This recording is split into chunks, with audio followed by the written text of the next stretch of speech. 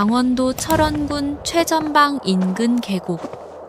매서운 눈보라가 검은색 SUV 위로 휘몰아치고 있었다. 차창 밖으로 보이는 것은 꽁꽁 얼어붙은 철조망과 제3군수지원대대라는 녹슨 간판뿐이었다. 야, 춥지 않냐? 차 안에 웬 한기가 이리 도냐? 뒷좌석에 거만하게 기대어 앉은 중년의 남자가 창문을 살짝 내리며 담배 연기를 뱉었다. 그의 어깨에는 대령 계급장이 번들거렸다. 이 부대의 실질적인 지배자 강민석 대령이었다. 정대위, 그게 바로 돈이 얼어붙는 냄새라는 거다. 차가울수록 짜릿하지. 이번에 들어온 부식 납품업체 리베이트 챙긴 거 확인했나? 물론입니다. 정품 통조림 대신 유통기한 임박한 깡통들 섞어놓고 남긴 차액은 대령님 계좌가 아니라 차명으로 된 유령 무역회사로 돌려놨습니다. 똑똑한 놈. 그래, 군인들 주머니가 두둑해야 나라를 지킬 맛이 나지. 안 그러냐? 두 남자의 탐욕스러운 웃음소리가 쌩쌩 부는 바람소리에 묻혔다. 그들은 몰랐다. 눈보라를 맞으며 위병소 옆을 지나가던 허름한 패딩을 껴입은 채 절뚝거리는 한 여자가 이 모든 대화를 도청하고 있다는 사실을. 그녀의 이름은 윤서진. 대한민국 국군 역사상 유례없는 30대 여성 중장. 707 특수임무단에서 전설적인 대테러 작전을 지휘했던 인간 병기. 하지만 지금 그녀의 신분은 제3군수지원대대 취사장에 새로 취직한 허리 디스크를 앓고 있는 주방 이모님이었다.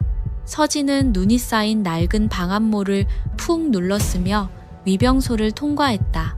이니어를 통해 강민석 대령의 목소리가 들려왔지만 그녀의 표정은 차가운 얼음장처럼 아무런 변화가 없었다. 그녀의 손에는 저격 소총 대신 낡은 앞치마와 고무장갑이 들려 있었다. 취사장에 들어서자 쉰내 나는 잔반 냄새와 매캐한 연기가 훅 끼쳐왔다. 바닥은 얼음과 기름때로 미끈거렸고 환풍기는 괴성을 내며 돌아가고 있었다. 아줌마, 동작 봐라. 동작. 오늘 점심 메뉴가 카레라이스인데 감자 껍질을 아직도 안 벗겼어? 아유, 죄송해요, 반장님. 눈길에 미끄러져서 허리가 삐끗해가지고 금방 할게요. 핑계는. 야, 달팽이도 너보단 빠르겠다. 저기 쌓여있는 감자 50kg 30분 안에 다 까놔. 못하면 오늘 점심밥 없는 줄 알아. 임건우 상사는 서진의 어깨를 툭 밀치고 지나갔다. 명백한 하극상.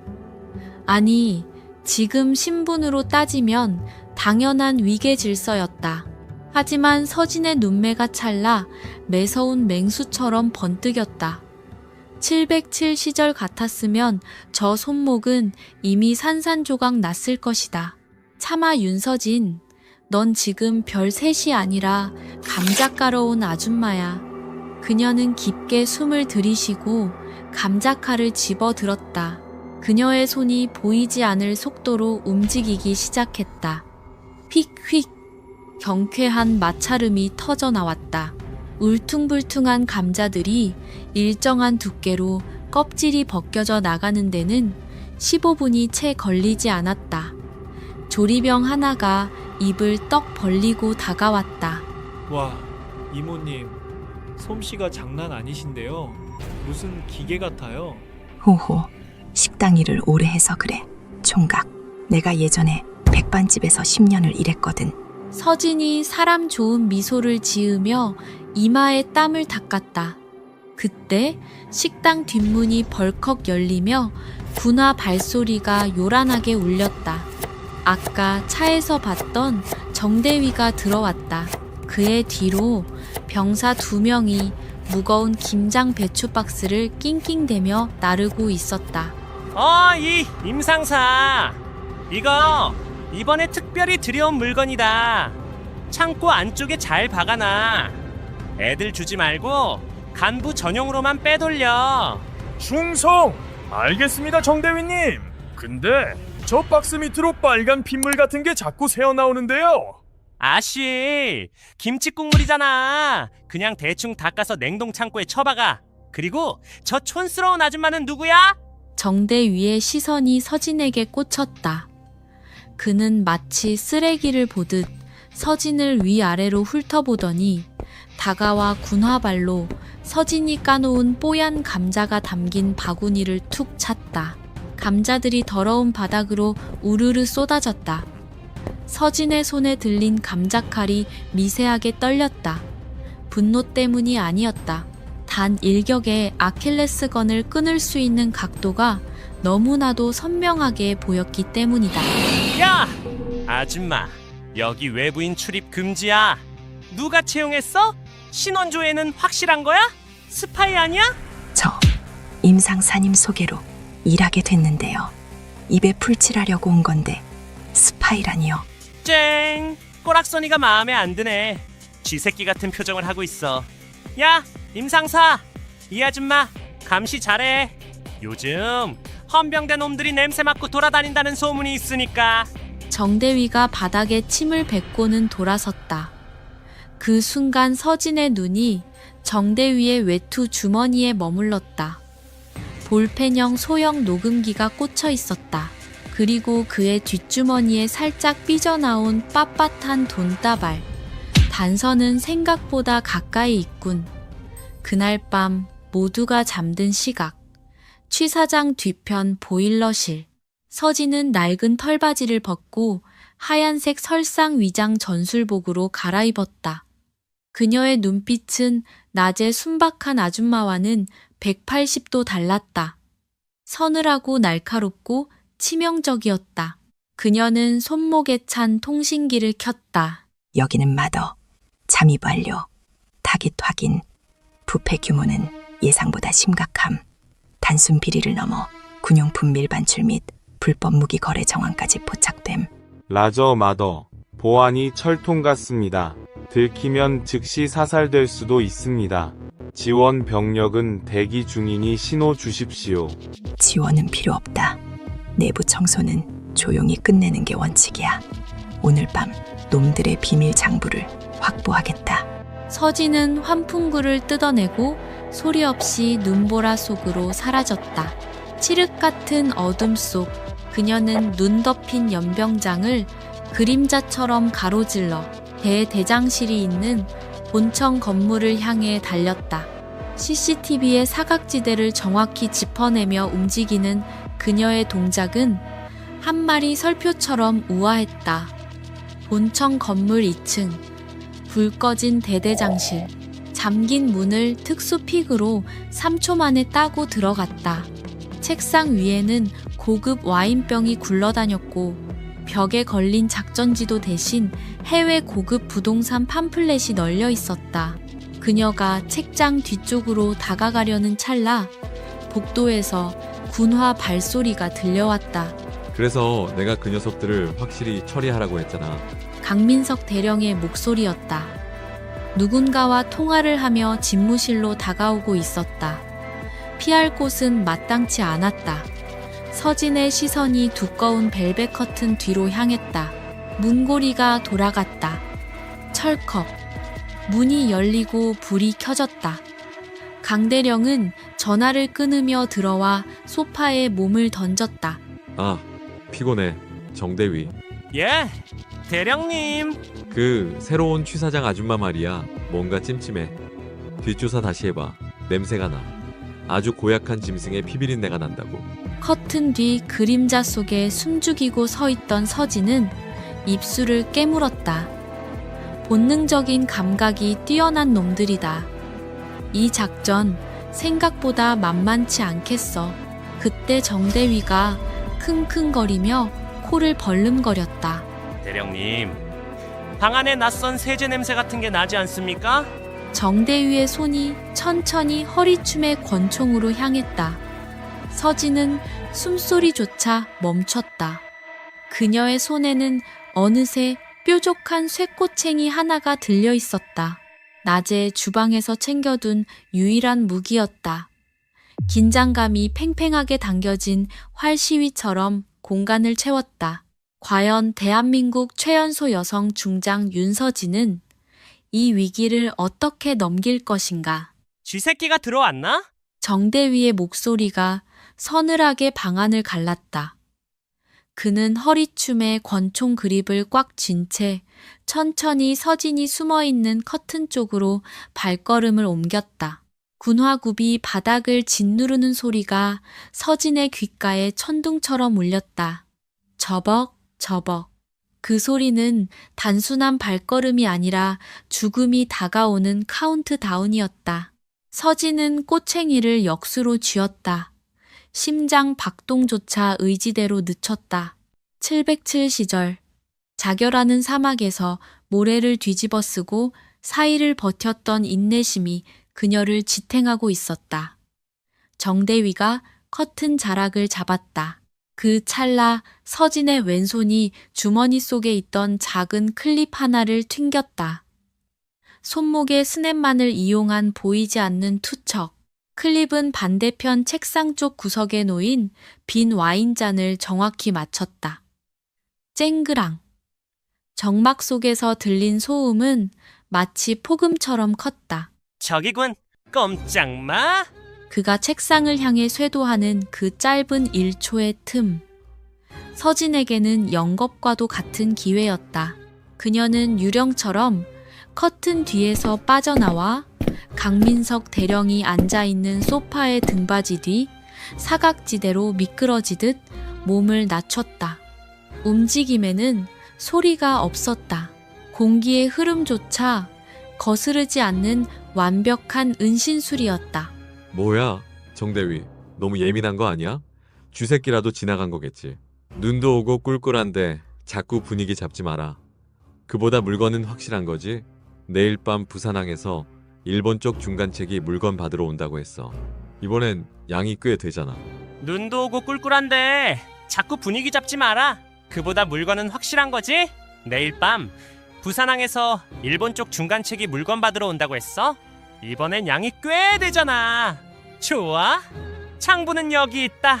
이것만 있으면 우린 남은 평생 해외에서 왕처럼 살 수 있어. 군복 벗으면 뭐 먹고 살 걱정. 개소리라 그래. 이게 우리의 제2의 인생이다. 자, 나가자. 오늘은 철원 읍내에 나가서 술이나 한잔 해야겠어. 두 남자가 방을 나갔다. 불이 꺼지고 문이 잠겼다. 어둠 속에 홀로 남겨진 서진은 그제야 참고 있던 숨을 내쉬었다. 그녀는 천천히 몸을 일으켰다. 어둠 속에서도 그녀의 눈은 맹금류처럼 빛났다. 김장 배추 박스, 그리고 714. 결정적인 증거는 확보했다. 하지만 지금 당장 덮치는 건 하수나 하는 짓이다. 놈들이 가장 방심한 순간에 숨통을 끊어놔야 한다. 서진은 창문을 통해 다시 눈보라 속으로 몸을 던졌다.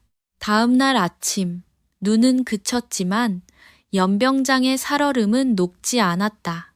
야, 카레가 왜 이렇게 물러? 간 안 봐? 야, 이 아줌마가 정신 나갔나? 창고에 쌓인 게 당근인데 왜 빼먹어? 가서 당장 가져와. 임상사가 서진의 등을 떠밀었다. 서진은 창고로 향했다. 창고 안은 냉동고처럼 추웠다. 그녀는 당근 박스를 찾기 위해 안쪽으로 들어갔다. 그곳 구석에서 누군가가 쭈그리고 앉아 훌쩍이고 있었다.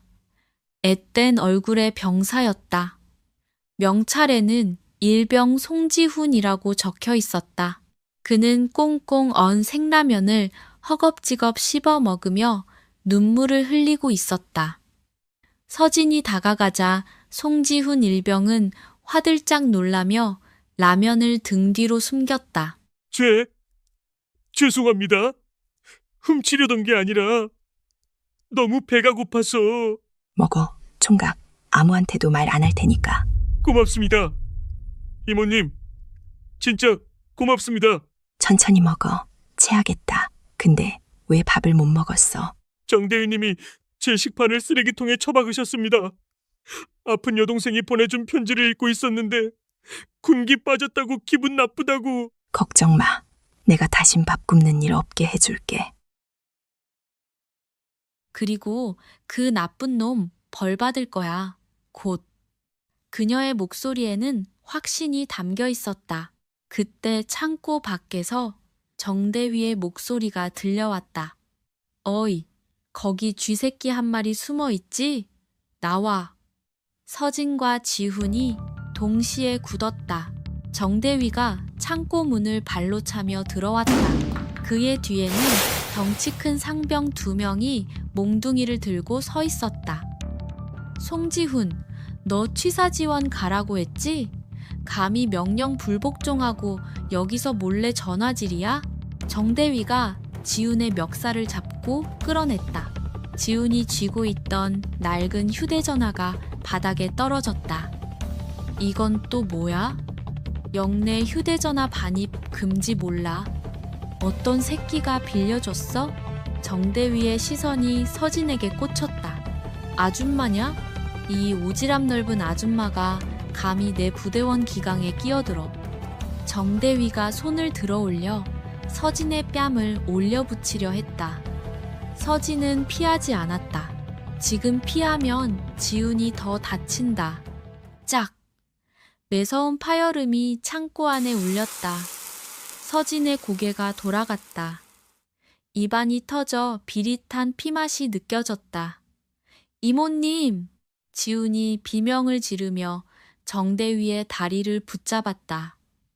때리지 마십시오. 제가 잘못했습니다. 제발 이모님은 건드리지 마십시오. 이 새끼가 돌았나? 정대위가 군화발로 지훈의 명치를 걷어찼다. 지훈이 억소리를 내며 바닥에 나뒹굴었다. 끌고 가서 폐보일러실에 쳐넣어. 그리고 이 아줌마 오늘 일당 주고 내쫓아. 재수없게. 진짜. 정대위가 침을 뱉고 돌아섰다.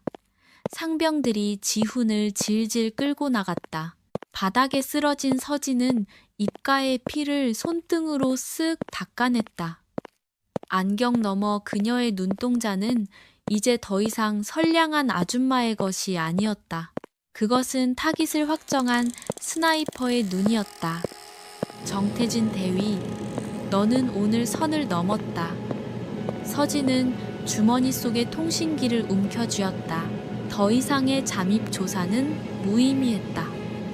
이제는 작전 형태를 변경해야 했다. 관찰에서 사냥으로. 그날 오후 식당에서 쫓겨날 위기에 처한 서진은 윤상사에게 최고급 양담배 보루사실은 작전비로 받은 물건을 찔러주고 간신히 해고를 면했다. 뇌물을 받아든 윤상사는 희죽거리며 서진을 다시 부려먹었다. 진작 이럴 것이지. 오늘 저녁 메뉴는 돼지 갈비찜이다. 냉동 창고 가서 박스 가져와. 기회가 왔다. 정대위가 말했던 물건이 들어있는 그 냉동 갈비. 서진은 카트를 끌고 냉동 창고로 향했다. 영하 20도의 냉기. 그녀는 두꺼운 방한복을 입고 안으로 들어갔다. 수많은 박스들 사이에서 그녀는 정대위가 표시해둔 노란색 테이프가 붙은 박스를 찾아냈다.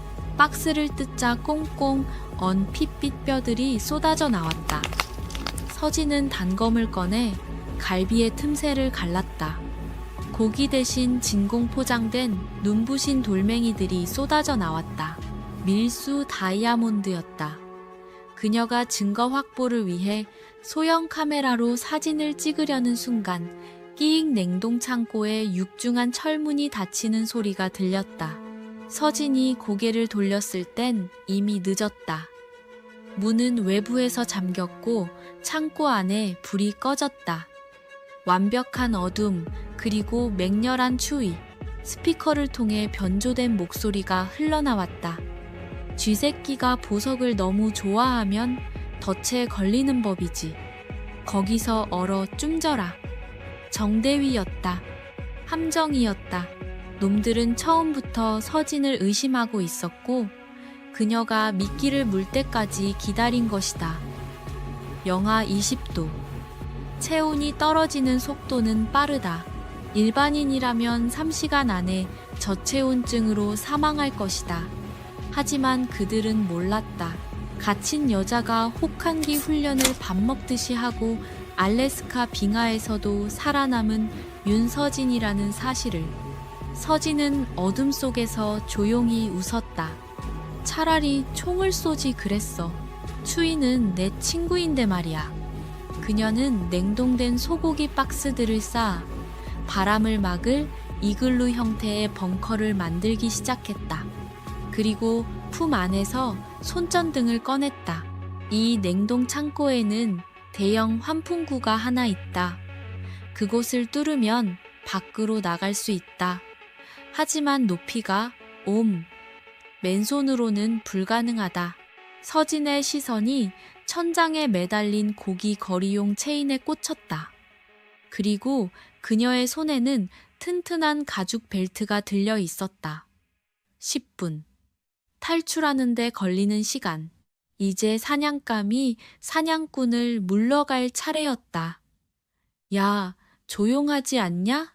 1시간 지났는데. 냉동 창고 철문 앞 경계를 서던 상병이 낄낄거리며 담배에 불을 붙였다. 얼어 죽었거나 살려달라고 빌 힘도 없어서 널브러졌겠지. 정대윈 님이 확실히 처리하라고 하셨잖아. 내일 아침에 폐기물 트럭 오면 시체 실어서 연천 야산에 묻으면 끝이야. 옆에 있던 하사가 하품을 하며 대꾸했다. 그들은 몰랐다. 두꺼운 철문 너머 칠흑 같은 어둠 속에서 어떤 일이 벌어지고 있는지를. 창고 안 서진의 입에서 하얀 입김이 뿜어져 나왔다. 속눈썹에는 이미 성에가 끼어 있었다. 하지만 그녀의 눈빛은 그 어느 때보다 뜨겁게 타올랐다. 그녀는 쌓아 올린 냉동 박스 위에서 천장의 환풍구를 노려보고 있었다. 손에는 가죽 벨트와 끝부분에 매단 묵직한 체인고리가 들려 있었다. 거리 3, 각도 75도. 한 번에 걸어야 한다. 서진은 상체를 뒤로 젖혔다가 허리에 반동을 이용해 체인을 던졌다. 챙강. 체인이 환풍구 철창 틈새에 정확히 걸렸다. 서진은 줄을 힘껏 당겨 고정 상태를 확인했다. 튼튼했다. 그녀는 표범처럼 줄을 타고 순식간에 천장까지 올라갔다. 환풍구 덮개는 나사로 고정되어 있었다. 맨손으로는 열 수 없었다. 서진은 주머니에서 미리 챙겨둔 끝을 갈아 날카롭게 만든 쇠젓가락을 꺼냈다. 그것이 그녀의 드라이버였다. 끼릭끼릭. 극한의 추위로 손가락 감각이 무뎌졌지만 그녀의 손놀림은 기계처럼 정확했다. 나사 4개가 풀리고 덮개가 떨어져 나갔다. 서진은 환풍 통로로 몸을 구겨 넣었다. 좁고 먼지 쌓인 통로였지만 냉동고보다는 따뜻했다. 그녀는 포복 자세로 기어가며 배관 도면을 머릿속에 그렸다. 이 통로는 건물 뒤편 폐기물 처리장으로 연결된다. 한편 밖에서는 정대위가 도착했다. 문 열어 확인하고 끝낸다. 예, 대위님. 상병이 도어락을 해제하고 육중한 철문 손잡이를 돌렸다. 끼기충. 문이 열리고 냉기가 쏟아져 나왔다. 정대위는 손전등을 비추며 안으로 들어갔다. 하지만 바닥에는 뜯겨나간 고기 박스들과 어지럽게 흩어진 얼음 조각들 뿐 서진의 모습은 보이지 않았다. 뭐야? 어디 갔어? 정대위가 소리쳤다. 그때였다. 천장 구석 뜯겨나간 환풍구 구멍에서 무언가가 툭 떨어졌다. 꽁꽁 얼어붙은 냉동 돼지갈비 한 짝이었다. 이게 뭐? 하사가 고개를 드는 순간 어둠 속에서 그림자 하나가 수직으로 낙하했다. 윤서진이었다. 그녀는 착지와 동시에 하사의 목덜미를 낚아채 바닥에 내리꽂았다. 화당! 으악! 쏴버려! 정대위가 황급히 권총을 뽑으려 했다. 하지만 서진의 손에는 이미 무기가 들려 있었다. 방금 떨어진 쇳덩이처럼 딱딱하게 언 냉동 갈비였다. 퍽! 둔탁한 타격음이 정대위의 손목을 강타했다. 권총이 바닥으로 미끄러졌다. 뼈가 부러지는 고통에 정대위가 비명을 질렀다. 내 손. 서진은 멈추지 않았다. 문을 지키던 상병이 몽둥이를 들고 달려들자 그녀는 몸을 낮춰 다리를 걸어 넘어뜨린 뒤 턱에 정확히 니킥을 꽂아 넣었다. 3초. 단 3초 만에 건장한 군인 셋이 제압당했다. 서진은 바닥에 떨어진 정대위의 권총을 발로 차 멀리 치워버렸다. 그리고 고통에 몸부림치는 정대위의 멱살을 잡아 벽으로 밀어붙였다. 그녀의 얼굴은 엉망이었다. 입술은 터졌고 머리는 헝클어졌으며 옷은 젖어 있었다. 하지만 그 모습은 마계에서 돌아온 수라 같았다. 내가 말했지. 추위는 내 친구라고. 서진의 목소리는 낮고 서늘했다. 너 정체가 뭐야? 단순한 아줌마가 아니야. 으악. 정대위가 공포에 질린 눈으로 물었다. 나 고기 써는 사람이지. 근데 오늘은 뼈 발골을 좀 거칠게 해야겠어. 썩은 부위가 너무 많아서 말이야. 서진은 정대위의 주머니를 뒤져 마스터키와 무전기를 꺼냈다. 그리고 그를 기절시켜 냉동 창고 안으로 던져 넣었다. 나머지 2명의 병사들도 차례로 던져졌다. 너희들도 열 좀 식혀야겠다. 머리가 너무 뜨거워서 죄 없는 병사나 짓밟는 거 아니겠어? 쾅! 철문이 닫혔다. 서진은 밖에서 문을 잠가버렸다. 그녀는 숨을 깊게 들이쉬었다. 밤 공기가 폐부 깊숙이 들어왔다. 이제 시작이다. 이것은 단순한 탈출이 아니다. 제3 군수지원단을 뿌리까지 뒤흔들 청소의 시작이었다. 비는 굵어지고 있었다. 천둥 소리가 연천의 야산을 울렸다. 날씨조차 그녀의 편이었다. 빗소리는 발자국 소리를 지워주고 어둠은 그녀의 모습을 감춰줄 테니까. 서진은 탈취한 무전기를 귀에 꽂았다. 칙! 정대위님, 처리 끝났습니까? 본관 상황실입니다. 응답하라. 서진은 응답하지 않았다. 침묵은 적에게 가장 큰 공포다. 그녀는 취사장 뒤편의 창고로 향했다.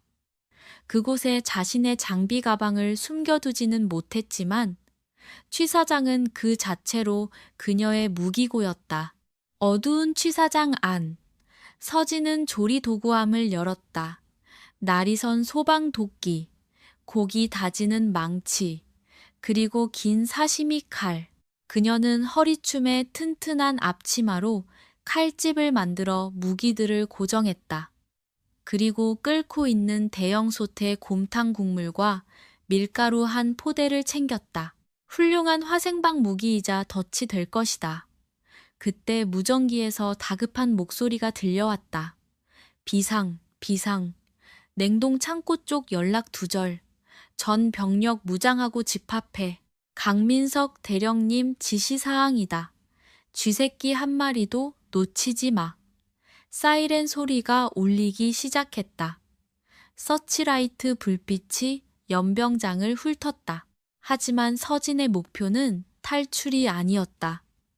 그녀는 오히려 적의 심장부인 본관으로 향하고 있었다. 하지만 가기 전에 들러야 할 곳이 있었다.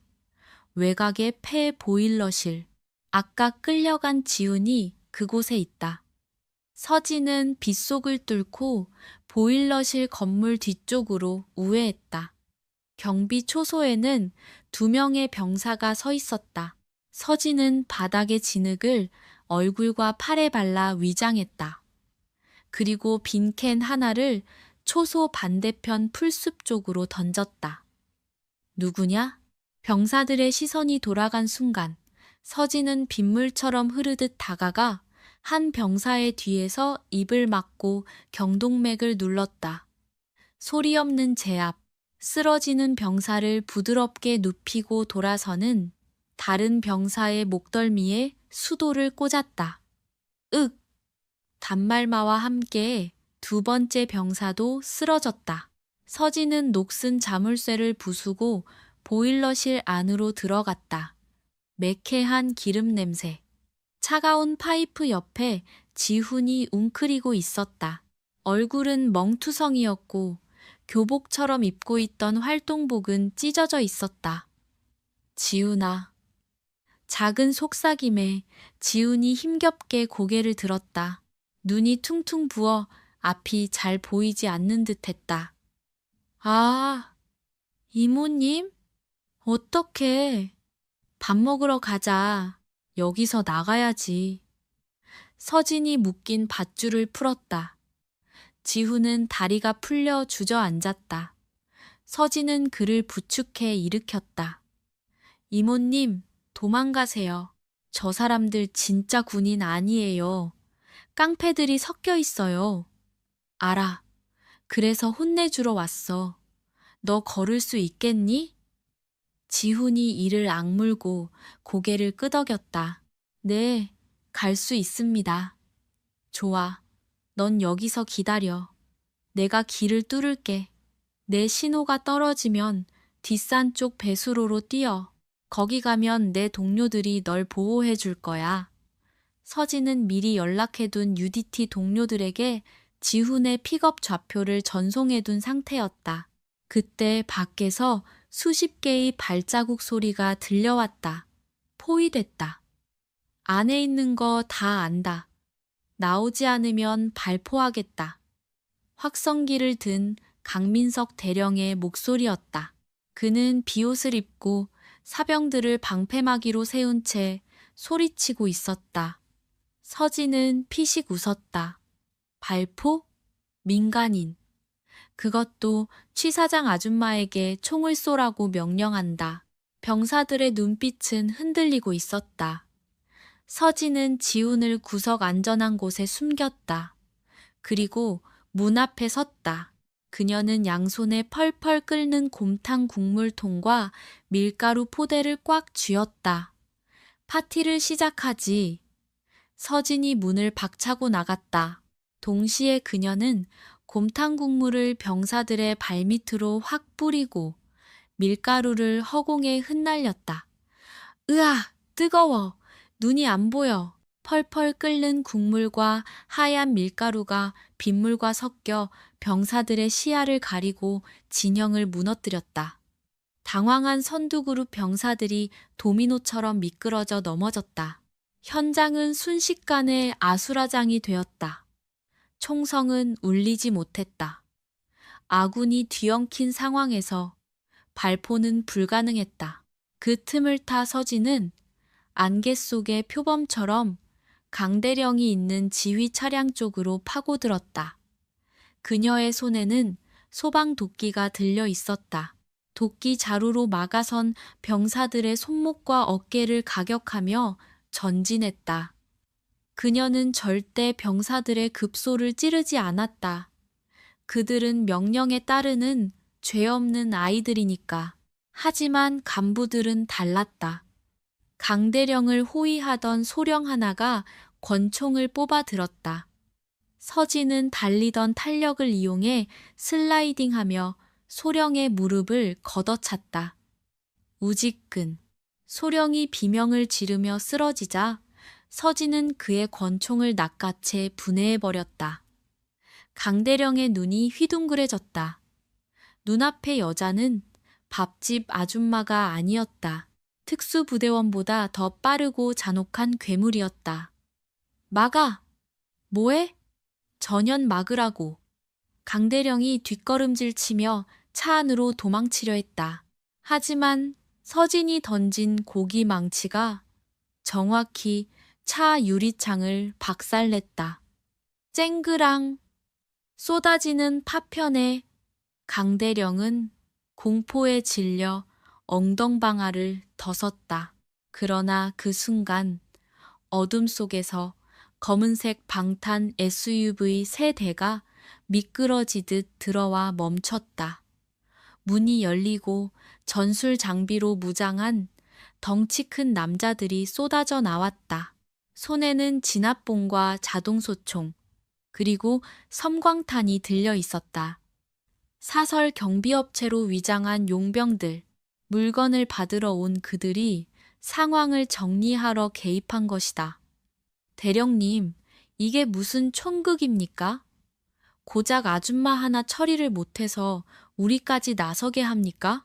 방탄 조끼를 입은 남자가 담배를 피워 물며 강대령을 일으켜 세웠다. 상황이 바뀌었다.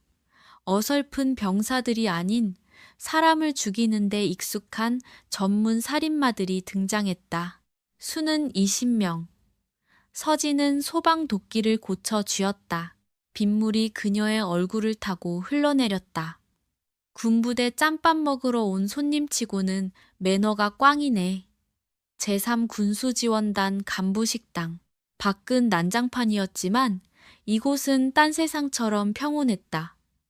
아니, 폭풍 전의 고요함이었다. 서진은 용병들과의 난전 도중 연막탄과 취사장 가스통을 터뜨려 만든 폭발을 이용해 현장을 이탈했다. 그녀는 정면 승부 대신 게릴라전을 택했다. 놈들이 가장 아끼는 곳, 그리고 가장 방심하는 곳으로. 간부식당 안에는 마약 거래를 축하하기 위한 사내 진미가 차려져 있었다. 랍스터찜, 최고급 한우, 비싼 와인. 병사들은 썩은 고기를 먹을 때 놈들은 이 만찬을 즐길 예정이었다. 찾아라. 멀리 못 갔다. 본관 안에 숨었을 거야. 밖에서 용병들의 고함 소리가 들려왔다. 서진은 주방 안으로 들어갔다. 그녀는 깨끗한 조리복으로 갈아입었다. 조리복에 피와 흙탕물이 묻어 있었지만 그녀는 개의치 않았다. 머리를 질끈 묶고 안경을 벗어 주머니에 넣었다. 드르륵. 간부 식당의 문이 열렸다. 강대령과 용병의 보스, 그리고 간부들이 씩씩거리며 들어왔다. 젠장. 그 여자 때문에 거래 시간이 늦어졌잖아. 일단 다이아몬드부터 확인합시다. 용병 보스가 식탁 의자에 앉으며 다리를 꼬았다. 걱정 마십시오. 물건은 제 금고에. 강대령이 말을 마치기도 전에 주방 쪽에서 카트 미는 소리가 들려왔다. 달그락 달그락. 스테인리스 카트를 밀며 서진이 걸어 나왔다. 카트 위에는 은색 돔 커버가 덮인 접시 하나가 놓여 있었다. 누구냐? 최보스의 조직원들이 일제히 품에서 무기를 꺼냈다. 서진은 멈춰섰다. 그리고 천천히 고개를 들었다. 특별 보급품이 도착했습니다. 배송이 늦어 죄송하네요. 서진이 대형 화물 상자에 덮개를 걷어찼다. 그 안에는 보급품이 아닌 강대령의 비밀 금고에서 빼낸 이중장부와 밀수된 금괴가 쌓여 있었다. 그리고 그녀의 손에는 시사 기폭 장치가 들려 있었다. 스위치를 누르고 있는 서진의 엄지손가락에 시선이 집중됐다.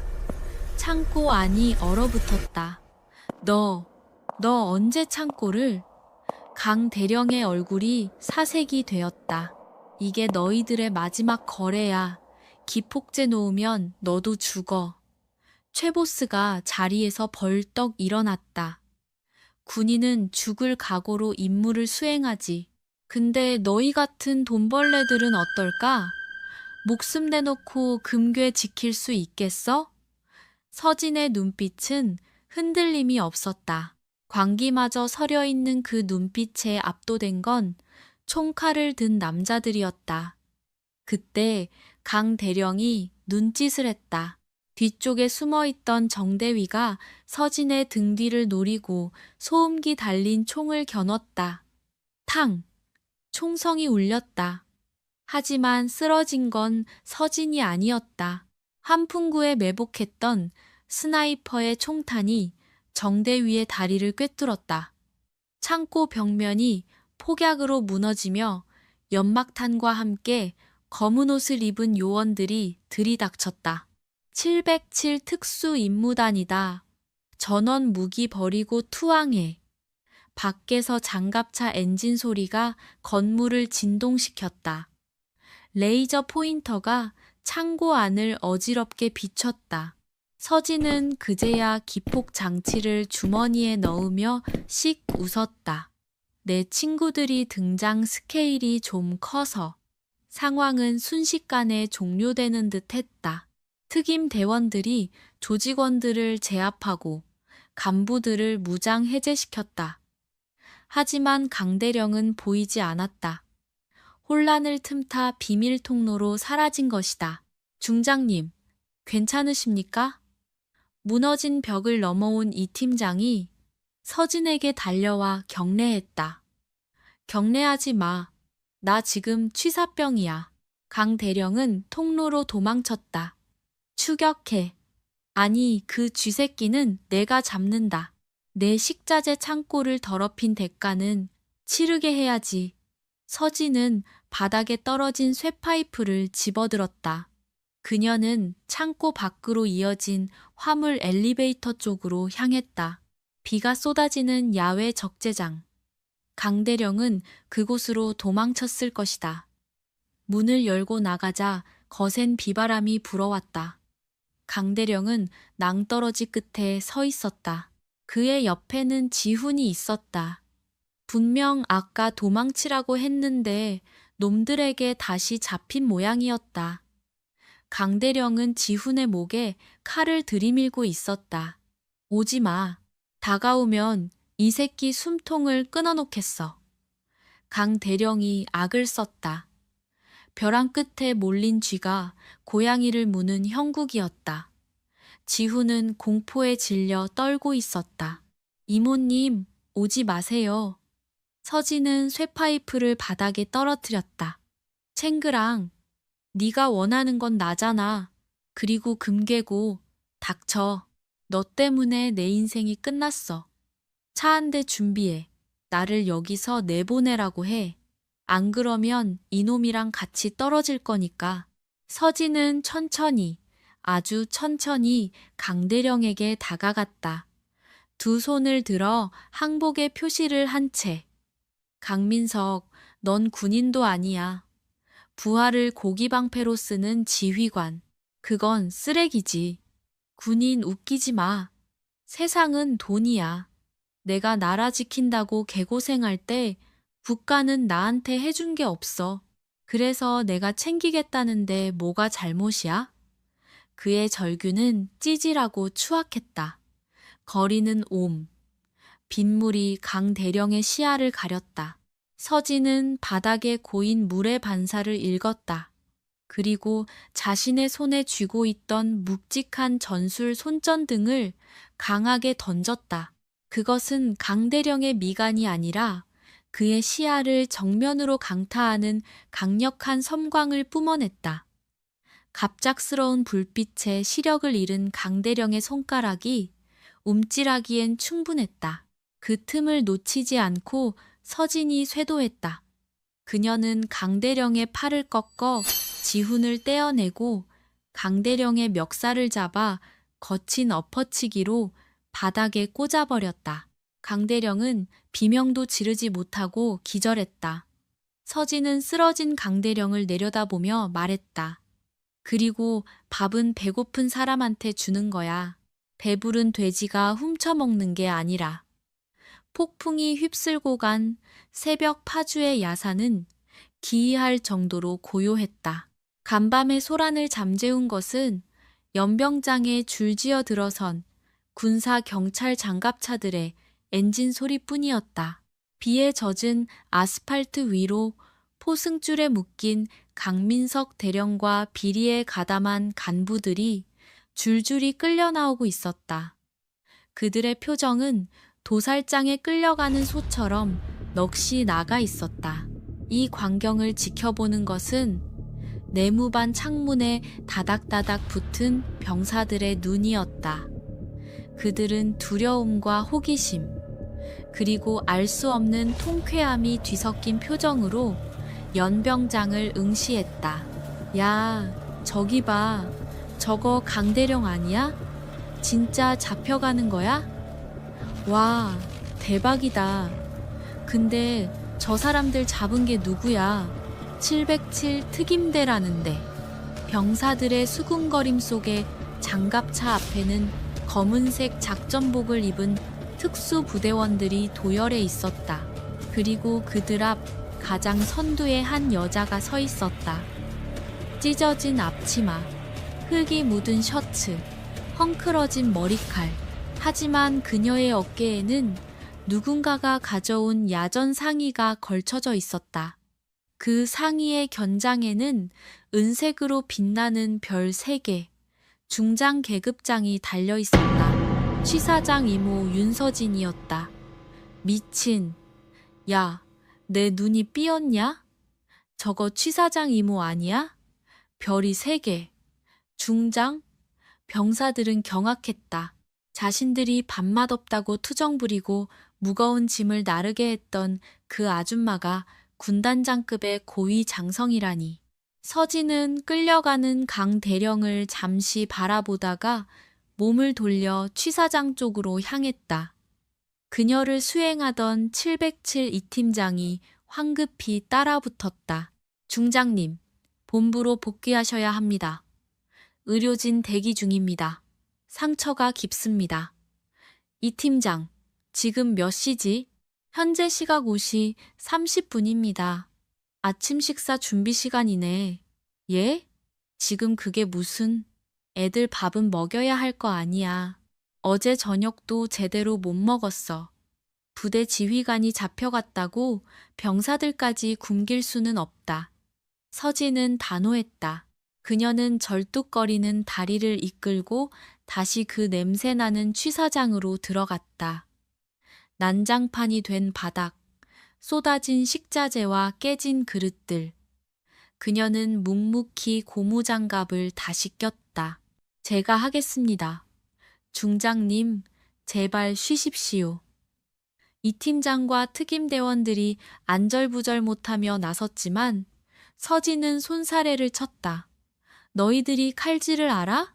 간 맞출 줄 알아? 사람 죽이는 기술만 배웠지 살리는 밥은 해본 적 없잖아. 나가서 정리나 도와. 서진은 창고를 열었다. 그리고 간부들이 빼돌리려 숨겨뒀던 최고급 흑돼지 삼겹살과 신선한 야채 박스를 가져왔다. 오늘 메뉴는 제육볶음이랑 차돌 된장찌개다. 고기 듬뿍 넣어서 볶는다. 그리고 쌀밥. 묵은 쌀 말고 간부 식당용으로 들어온 뱃살로 지어. 취사장 안에는 다시 밥 짓는 냄새가 퍼지기 시작했다. 하지만 그 냄새는 평소의 쩐내와는 달랐다. 매콤하고 구수하며 따뜻한 냄새. 그것은 절망에 빠진 부대를 위로하는 어머니의 냄새와도 같았다. 아침 7시 기상. 나팔 대신 방송이 울렸다. 전 병력 기상. 식당으로 집합한다. 예외는 없다. 낯선 여자의 목소리. 하지만 위험 있는 톤에 병사들은 홀린 듯 식당으로 모여들었다. 식당 배식구 앞. 별 3개가 달린 야전상에 위에 꼬질꼬질한 앞치마를 두른 서진이 집게를 들고 서 있었다. 그 옆에는 헌병대에서 풀려난 지훈이 눈물을 글썽이며 밥을 푸고 있었다. 지훈의 얼굴은 멍투성이었지만 표정만은 그 어느 때보다 밝았다. 충성! 식사 받겠습니다. 병장 하나가 얼떨결에 경례를 붙였다. 식판을 내미는 손이 덜덜 떨렸다. 중장에게 밥을 배식받다니 군생활 평생 있을 수 없는 일이었다. 서진은 피식 웃으며 식판에 고기를 가득 담아주었다. 경례는 무슨 밥이나 많이 먹어. 그동안 부실해서 미안했다. 감사합니다. 김이 모락모락 나는 흰 쌀밥과 매콤한 제육볶음, 그리고 고기가 듬뿍 들어간 된장찌개. 병사들은 자리에 앉아 숟가락을 들었다. 한 입 뜨는 순간 곳곳에서 훌쩍이는 소리가 들려왔다. 와, 고기 맛이 납니다. 진짜 고기입니다. 이모님, 아니, 중장님. 그것은 단순한 한 끼 식사가 아니었다. 그것은 존중이었다. 그동안 짐승 취급받으며 썩은 밥을 먹던 그들에게 처음으로 사람 대접을 해주는 따뜻한 밥상이었다. 서진은 식당 구석에 앉아 그 모습을 지켜봤다. 그녀의 입가에 옅은 미소가 번졌다. 화려한 훈장보다 아이들이 허겁지겁 밥을 먹는 저 모습이 그녀에겐 더 큰 보상이었다. 그래, 이게 군대지. 잘 먹고 잘 자고 그래야 잘 싸우지. 아침 식사가 끝난 후 부대는 전례 없는 대청소에 들어갔다. 물리적인 청소뿐만이 아니었다. 서진은 국방부 감사관실과 헌병수사대를 긴급 호출해 부대장부 일체를 압수했다. 임시 지휘본부가 된 대장실. 서진은 상석에 앉아 압수된 장부들을 검토하고 있었다. 그녀의 앞에는 박중대장, 정중대장, 그리고 행보관들이 고개를 푹 숙인 채 서 있었다. 그들은 강대령의 비리에 직접 가담하지는 않았지만 방조하거나 침묵했던 자들이었다. 면목 없습니다, 중장님. 저희는 힘이 없어서. 박중대장이 기어들어가는 목소리로 변명했다. 힘이 없어서. 서진이 펜을 탁 내려놓았다. 너희들이 말하는 힘은 뭐지? 계급? 뒷배? 돈? 서진이 자리에서 일어나 창가로 걸어갔다. 연병장에서는 병사들이 땀 흘리며 훈련 준비를 하고 있었다. 진짜 힘은 저 병사들한테서 나온다. 너희가 입고 있는 그 군복, 어깨에 달린 계급장, 그거 다 국민들이, 그리고 저 병사들의 부모들이 피땀 흘려낸 세금으로 달아준 거야. 근데 힘이 없어서 비리를 보고도 못 본 척해? 죄송합니다. 죽을 죄를 졌습니다. 비겁한 변명하지 마. 강민석이 식재료 빼돌릴 때 너희들 회식 자리에서 그 돈으로 술 마셨지? 지훈이가 억울하게 영창 갈 때 너희들 모른 척 했지? 그게 공범이야. 서진의 호통의 간부들은 사시나무 떨듯 떨었다. 전원 보직 해임이다. 그리고 철저하게 조사받아 옷벗을 각오들 해. 중장님. 한 번만 기회를 주십시오. 기회는 내가 주는 게 아니야. 너희가 굶긴 병사들이 주는 거지. 나가봐. 간부들이 끌려 나갔다. 방 안에 정적이 흘렀다. 서진은 피로한 듯 관자놀이를 눌렀다. 썩은 살을 도려내는 일은 언제나 고통스럽다. 하지만 반드시 해야만 새살이 돋는다. 똑똑. 노크 소리와 함께 지훈이 들어왔다. 그는 깨끗한 군복으로 갈아입고 있었다. 중장님, 차 한 잔 타왔습니다. 서진이 미소 지으며 믹스커피 종이컵을 받아들었다. 고맙다. 역시 커피는 지훈이가 타준 게 제일 맛있네. 정말 떠나시는 겁니까?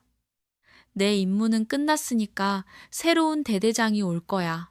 아주 깐깐하고 올바른 사람으로 내가 직접 골랐어. 지훈이 머뭇거리다가 입을 열었다. 중장님 덕분에 다시 군인이 된 것 같습니다. 사실 저 탈영하고 싶었습니다. 매일 밤 죽고 싶었습니다. 서진은 커피를 내려놓고 지훈에게 다가갔다. 그리고 그의 어깨를 꽉 쥐었다. 지훈아, 군복이 무거운 건 그 안에 책임이 들어있기 때문이야. 하지만 그 책임이 너를 짓누르는 고통이 되어서는 안 돼. 힘들면 소리쳐. 내 잘못이 아니라고. 알겠지? 예, 알겠습니다. 그리고 이거. 서진이 주머니에서 낡은 나침반을 꺼내 지훈에게 건넸다. 내가 소위 때부터 쓰던 전술 나침반이야. 길을 잃을 것 같을 때마다 꺼내봐. 앞으로 취사장에서 길 잃으면 내가 장갑차 타고 다시 온다고 전하고. 지훈이 울고 웃으며 나침반을 받아들었다. 그날 오후 창고 개방 행사가 열렸다. 간부들만 쓰던 시설과 간식 창고가 전면 개방되었다. 유통기한 임박한 건빵 대신 신선한 우유와 과일이 병사들에게 지급되었다. 서진은 연병장을 거닐며 변화하는 부대의 공기를 느꼈다. 활기, 웃음소리. 어제까지만 해도 죽어있던 공간이 살아 숨쉬고 있었다. 그녀가 휘두른 것은 적을 죽이는 무기였지만 그 끝은 결국 생명을 살리는 데 쓰였다. 일주일 후 부대는 빠르게 안정을 되찾았다. 강민석 대령과 정대위는 군사법원에서 중형을 구형받을 것이라는 뉴스가 흘러나왔다. 국방부는 이번 사건을 계기로 전군의 급식 시스템을 전수조사하겠다고 발표했다. 이 모든 변화의 중심에 있었던 윤서진 중장. 그녀가 떠나는 날이 되었다.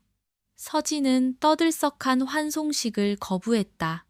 그저 조용히 짐을 챙겨 위병소를 나서려 했다. 그녀의 짐은 올 때와 똑같이 단출했다. 시장 바구니 하나. 차이가 있다면 이번에는 병사들이 써준 롤링페이퍼가 가득 들어있다는 점이었다. 하지만 위병소 앞에는 이미 전 부대원이 도열해 있었다. 지시한 적 없는 자발적인 집합이었다. 받들어 총. 김선임 하사의 우렁찬 구령에 맞춰 300명의 병사가 일제히 경례를 올렸다. 그들의 눈빛에는 강요된 복종이 아닌 진심 어린 존경이 담겨 있었다. 충성. 우렁찬 함성이 파주 하늘을 울렸다. 서진은 잠시 걸음을 멈췄다. 그녀는 선글라스를 고쳤으며 쑥스러운 듯 코를 문질렀다. 시끄럽다, 녀석들아. 밥소화 다 되겠다. 그녀는 병사들 사이를 걸어갔다. 취사반장 윤상사. 그는 뉘우치고 강등되어 다시 평범한 중사가 되었다가 눈물을 흘리며 달려나왔다. 이모, 아니, 중장님, 저 진짜 열심히 하겠습니다. 조미료 안 쓰고 육수 직접 우려내겠습니다. 지켜본다. 애들 밥에 장난치면 그땐 국자가 아니라 내 엎어치기가 날아갈 줄 알아. 명심해. 명심하겠습니다. 그리고 대열의 끝에 지훈이 서 있었다. 그는 서진을 똑바로 바라보며 거수경례를 하고 있었다. 그 앳된 눈빛은 이제 단단한 군인의 눈빛으로 변해 있었다. 서진은 지훈 앞에 섰다. 이 나침반이 네게 약속이 되었으면 좋겠다. 부끄럽지 않은 어른이 되겠다는 약속. 나중에 사회에 나가서도 내가 어디에 있든 밥 굶는 사람, 억울한 사람 보면 외면하지 마라. 명심하겠습니다. 중장님은 제 영원한 지휘관이십니다. 서진은 지훈의 어깨를 한번 툭 치고는 대기하고 있던 검은색 세단에 올랐다. 차창 밖으로 병사들이 손을 흔들며 환호했다. 잘 가세요, 이모님. 건강하십시오. 맛있는 밥 감사합니다. 차 안에서 서진은 백미러를 통해 멀어지는 부대를 바라봤다. 별들의 무덤이라 불리던 곳, 부패와 절망이 가득했던 그곳에 이제는 진짜 별들이 뜨고 있었다. 장군의 별이 아니라 병사들 한 명 한 명의 눈동자 속에 뜬 희망이라는 별이 운전석에 최 부관이 물었다. 중장님 바로 국방부로 가십니까? 장관님 호출이십니다. 아니, 마사지 샵부터 가자. 뭉친 근육 좀 풀어야겠어. 그리고 시원한 냉면 한 그릇 먹고 남이 해주는 밥이 제일 맛있는 법이거든. 차가 먼지를 일으키며 도로를 질주했다. 맑게 갠 하늘에는 뭉게구름이 떠 있었다. 그녀의 전쟁은 끝났다. 하지만 그녀가 남긴 레시피는 오래도록 그 부대에 남아 있을 것이다. 계절이 3번 바뀌고 한여름이 찾아왔다. 강원도 인제 원통의 폭염은 숨이 막힐 듯 매서웠다. 철조망 너머로 아지랑이가 피어오르고 매미 소리가 귀를 때리는 혹서기. 하지만 제3포병 대대의 풍경은 1년 전과 완전히 달라져 있었다. 취사장 환풍구에서는 이른 아침부터 구수한 냄새가 쉴 새 없이 뿜어져 나왔다. 푹 고아낸 삼계탕 냄새가 연병장의 뜨거운 공기 속에서도 병사들의 입맛을 돋우고 있었다. 야, 박지훈. 대파 쏘는 모양새가 그게 뭐야? 리듬을 타라고, 리듬을. 취사장의 굵직한 목소리가 울렸다. 이제는 상병 계급장을 단 송지훈이었다. 1년 전 창고 구석에서 식은 밥을 주워 먹으며 울던 그 나약한 울보 신병은 더 이상 없었다. 그는 이제 부대 내에서 불조절의 마에스트로라 불리는 실질적인 조리장이 되어 있었다. 겁에 질려 쭈뼛거리는 박지훈 이등병에게 지훈이 다가갔다. 박지훈은 송지훈이 혼낼 것이라 생각하고 눈을 질끈 감았다. 하지만 지훈은 박지훈의 손을 잡고 칼 쥐는 법을 다시 고쳐주었다. 어깨 힘 빼. 손목에 반동을 쓰는 거야. 그래야 손목이 안 나가지. 네 손가락은 포탄 장전해야지.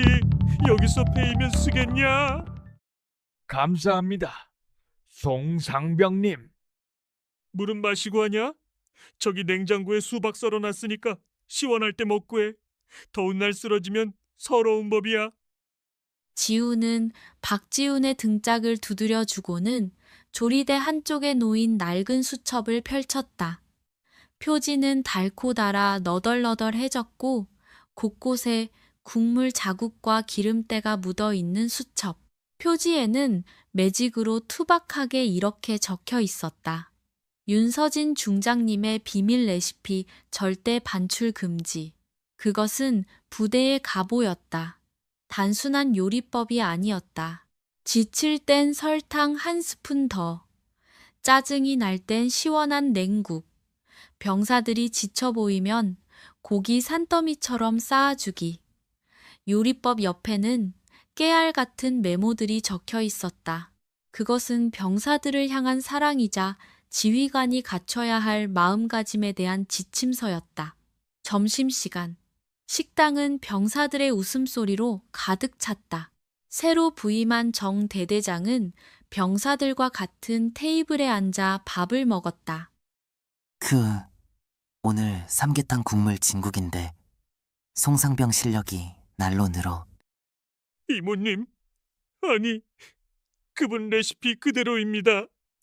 인삼과 대추를 미리 한번 쪄서 넣으면 더 깊은 맛이 난다고 하셨습니다. 허허, 그래. 그분이 남긴 건 맛이 아니라 정신이지. 다들 든든히 먹어라. 식판을 비우는 병사들의 얼굴엔 활기가 돌았다. 더 이상 짬통 냄새나는 부대는 없었다. 이곳은 이제 전군에서 밥이 가장 맛있는 부대. 그래서 사기가 가장 높은 부대로 소문이 자자했다. 같은 시각, 서울 용산 국방부 청사. 화려한 샹들리에가 빛나는 연회장에서 고위 장성들의 만찬이 열리고 있었다. 최고급 호텔 셰프들이 만든 코스 요리가 테이블 위로 날라져 왔다. 윤서진 중장은 테이블 끝자리에 앉아 있었다. 그녀는 화려한 바닷가재 구이를 내려다보며 씁쓸한 미소를 지었다. 포크로 찍어 입에 넣어도 아무 맛이 느껴지지 않았다. 그녀의 머릿속에는 1년 전 인제의 그 찜통 같던 취사장, 땀 흘리며 끓이던 얼큰한 닭게장, 그리고 허겁지겁 밥을 먹던 병사들의 얼굴이 떠올랐다. 진짜 밥은 그런 거지. 그때 최부관이 다가와 작은 소포 상자 하나를 건넸다. 중장님, 제3포병대대에서 온 소포입니다. 보안 검사는 마쳤습니다. 서진은 눈을 반짝이며 연회장을 빠져나와 테라스로 향했다. 후덥지근한 여름바람을 맞으며 소포를 뜯었다. 상자 안에는 정성스레 포장된 고구마 마탕 한 봉지와 편지 한 통이 들어 있었다. 겉면에는 송지훈 올림이라고 적혀 있었다. 서진은 봉투를 열었다. 꾹꾹 눌러 쓴 글씨가 보였다. 존경하는 윤서진 중장님께, 중장님 잘 지내십니까? 제3포 병대대 상병 송지훈입니다. 날씨가 무척 무더워졌습니다. 야외 훈련이 많아 피부가 상하셨을까 걱정됩니다. 볕에 타면 알로에가 좋다고 하셨던 말씀이 생각나서 수딩젤도 같이 넣었습니다. 저희 부대는 이제 천국이 되었습니다. 더 이상 배고파서 훈련 중에 쓰러지는 병사는 없습니다. 선임이 후임 간식을 뺏어 먹는 일도 없습니다. 밥이 맛있어지니까 사람들 마음도 둥글둥글해지는 것 같습니다. 저는 2달 뒤에 전역합니다. 사회에 나가면 푸드트럭을 하나 차릴까 합니다. 중장님이 가르쳐 주신 대로 배고픈 청춘들에게 따뜻한 야식을 대접하는 그런 트럭이요. 가끔 생각합니다. 그때 중장님이 가져오신 게 지휘봉이 아니라 뒤집개여서 다행이라고요. 무기는 적을 제압하지만 밥은 사람을 살린다는 걸 배웠습니다. 제 인생을 구원해 주셔서 감사합니다. 중장님은 저에게 영원한 북극성입니다. 추신! 중장님, 레시피 42페이지에 있는 닭갈비 양념 비율은 제가 조금 바꿨습니다. 설탕 줄이고 갈아 넣은 사과즙을 넣으니까 훨씬 부드럽고 맛있던데요. 나중에 오시면 한번 대접하겠습니다. 건방진 녀석.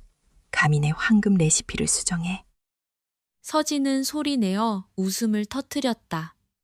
그녀의 눈가에 맺힌 것은 땀이 아니라 눈물이었다. 테라스 난간 너머로 서울의 화려한 야경이 펼쳐져 있었다. 수많은 네온 사인이 별처럼 반짝이고 있었다. 서진은 고구마 마탕 하나를 입에 넣었다. 물엿이 굳어 바삭하고 달콤한 투박하지만 정겨운 맛. 미슐랭 3스타 요리보다 100배는 더 훌륭한 세상에서 가장 귀한 맛이었다. 그녀는 난간을 짚으며 밤하늘을 올려다보았다. 그래, 별은 하늘에만 있는 게 아니지. 진짜 별은 어깨 위의 계급장이 아니었다. 누군가의 허기를 채워주고 얼어붙거나 지친 마음을 위로하고 절망에 빠진 사람을 다시 일으켜 세우는 그 따뜻한 마음, 그 마음을 가진 모든 사람이 이 땅의 진정한 별이었다. 서진은 핸드폰을 꺼냈다. 이 팀장, 차 대기시켜. 이 밤중에 어디 가십니까? 인제 닭갈비 맛이 얼마나 기가 막히게 변했는지 검사하러 가야겠어. 그리고 더위에 지친 녀석들 야식으로 삼겹살 200인분 구워주러 간다. 서진이 하늘을 향해 싱긋 웃었다. 그녀의 발걸음은 그 어느 때보다 가벼웠다. 전설의 707 요원도 위험 있는 3스타 장군도 아닌 그저 밥 해주는 게 제일 행복한 윤서진의 뒷모습이 한여름밤의 어둠 속으로 당당하게 걸어 들어갔다.